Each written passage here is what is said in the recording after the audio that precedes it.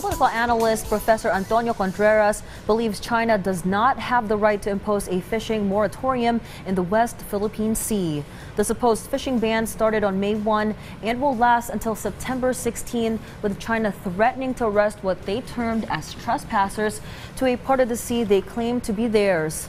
Contreras says only the Philippines has the right to fish there, as it is part of our exclusive economic zone. He added this is clearly another case of bullying on the part of China and a clear violation of the United Nations Convention on the Laws of the Sea or UNCLOS. Pero dapat tayo nagagalit tayo dito. Dapat nagpoprotesta tayo.